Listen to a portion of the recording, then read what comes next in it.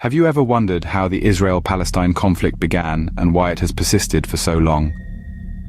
This question has intrigued many minds, and the answer is deeply embedded in the annals of history. The roots of this conflict stretch back over a century, a tangled web of historical events, political decisions, and deeply ingrained beliefs. Central to the conflict are competing claims to the same piece of land, a land steeped in religious and cultural significance. This land, which both Israelis and Palestinians call home, is the heart of the dispute. The late 19th and early 20th centuries saw the rise of Zionism, a political movement advocating for the establishment of a Jewish homeland in Palestine. Concurrently, the Arab nationalism movement emerged, championing the creation of independent states for Arab people, one of which was Palestine. It was a time of great upheaval, marked by the fall of empires, the rise of new nations, and the tragic horror of two world wars. The establishment of the State of Israel in 1948 was a joyous occasion for many Jews, but it also marked the start of a heartbreaking displacement for hundreds of thousands of Palestinians. This event, referred to as the Nakba or catastrophe by Palestinians, remains a poignant memory and a point of contention to this day. Over the decades, the conflict has evolved, marked by periods of relative calm and bursts of violence.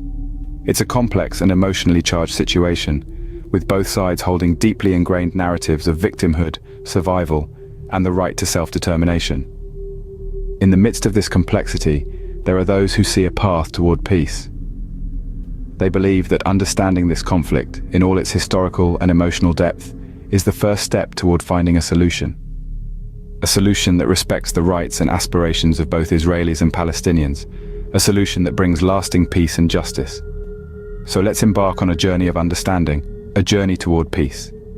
Because understanding the origins of this conflict is the first step to seeking a resolution. How can the teachings of Islam provide a foundation for resolving conflicts? Let's explore this question together. Islam, a faith of over 1.6 billion people worldwide, carries a profound message of peace, justice, and reconciliation. These principles are not just theoretical ideals, but practical guidelines that can be applied to real-world conflicts, including the deeply entrenched Israel-Palestine issue. At the heart of Islam is a strong emphasis on compassion. This principle, known as Rahmah in Arabic, is mentioned in the Quran more than 150 times. It calls on believers to extend kindness, even when faced with adversity. In the context of the Israel-Palestine conflict, it encourages an empathetic approach that acknowledges the pain and suffering experienced by both Israelis and Palestinians. Next, we delve into justice, or ADL, another fundamental Islamic principle. The Quran states, "O you who believe, be persistently standing firm in justice, witnesses for Allah, even if it be against yourselves or parents and relatives." This verse underscores the importance of fairness and impartiality, urging believers to uphold justice, even if it goes against their personal interests. This principle could guide the resolution of the conflict, ensuring that the rights and dignity of both sides are respected. The third principle we'll discuss is reconciliation, or sulh. Islam encourages its followers to make peace and mend relationships. The Quran says, if two parties among the believers fall into a quarrel, make peace between them.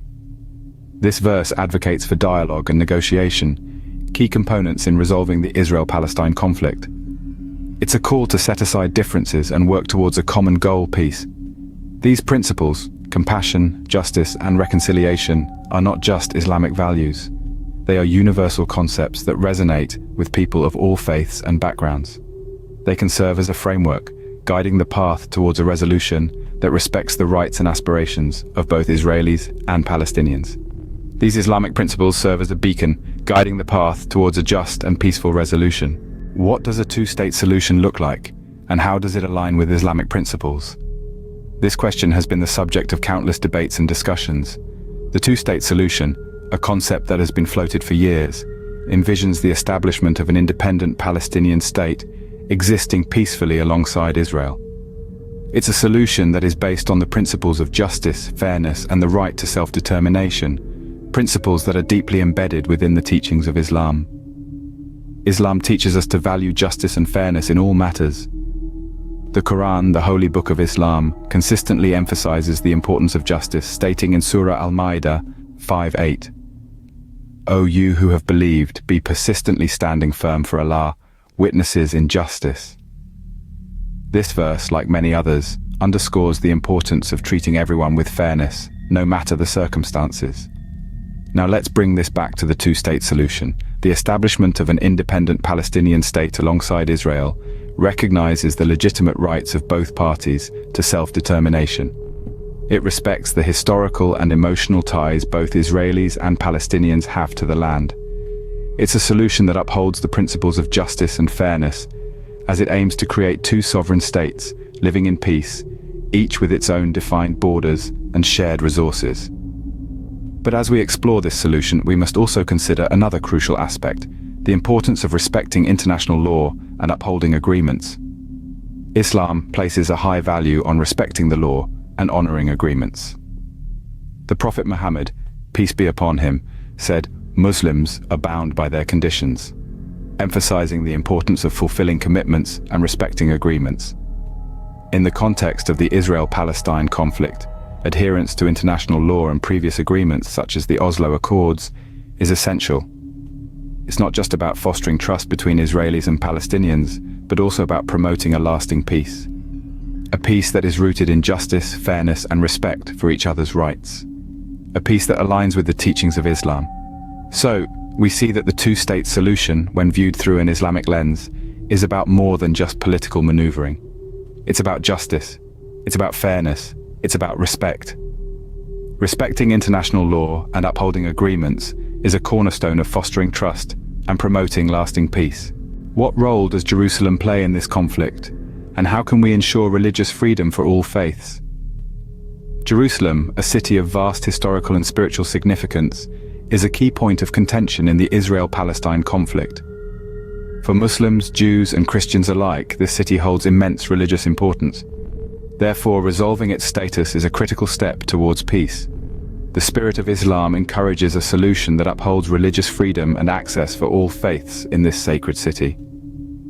Moving forward, we encounter the deeply emotional issue of the right of return for Palestinian refugees and their descendants. It is an undeniable part of their narrative, a longing for their ancestral homes. Islam, a religion that teaches compassion and justice, encourages a solution that acknowledges the suffering and losses of these refugees. At the same time, it underscores the need to respect the rights and security of both Israelis and Palestinians. Balancing these needs is a complex task, but one that is necessary for true reconciliation. In this quest for peace, the Islamic principle of building bridges of understanding and dialogue becomes crucial. It's not about constructing physical monuments or barriers, but about fostering connections and empathy between individuals and communities. Encouraging people-to-people contact, cultural exchanges, and collaborative initiatives can help to break down the walls of mistrust and animosity. This principle extends beyond the diplomatic and political arenas. It's about everyday interactions, about Israelis and Palestinians understanding each other's narratives, fears, and hopes.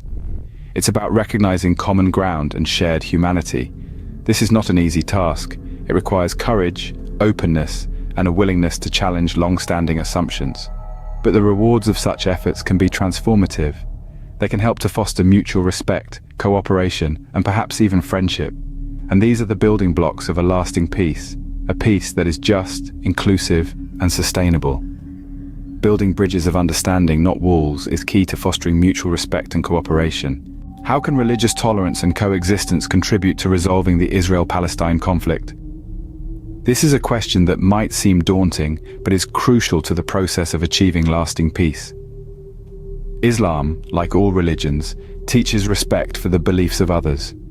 It lays the groundwork for coexistence, recognizing the rights and dignity of all individuals, irrespective of their faith. This principle of religious tolerance, deeply embedded in Islamic teachings, is a cornerstone for resolving conflicts. It encourages us to look beyond our differences and find common ground. In the context of the Israel-Palestine conflict, religious tolerance isn't just a virtue, it's a necessity. It's about acknowledging the deep-seated religious ties both Israelis and Palestinians have to the land they both call home. It's about respecting the sacredness of Jerusalem for Muslims, Jews, and Christians alike. It's about understanding that peace isn't possible without mutual respect. But religious tolerance alone isn't enough. It needs to be complemented by active coexistence. Coexistence is about more than just living side by side. It's about fostering understanding, building bridges, and promoting dialogue. It's about creating a society where Israelis and Palestinians can not only live together, but thrive together. And here's where international mediation comes into play. Mediators, whether nations or international organizations, play a critical role in facilitating dialogue, fostering trust, and guiding the peace process. But in order for mediation to be effective, it must be grounded in principles of justice and fairness. This isn't just about international law. It's about the principles of justice that are at the heart of Islam. It's about ensuring that any resolution to the conflict upholds the rights and dignity of all parties involved. It's about promoting a peace that is not only sustainable but just. So how can religious tolerance and coexistence contribute to resolving the Israel-Palestine conflict? By fostering mutual respect, promoting dialogue, and ensuring that any resolution is grounded in principles of justice and fairness. In the light of Islamic principles, a path towards reconciliation and lasting peace is possible.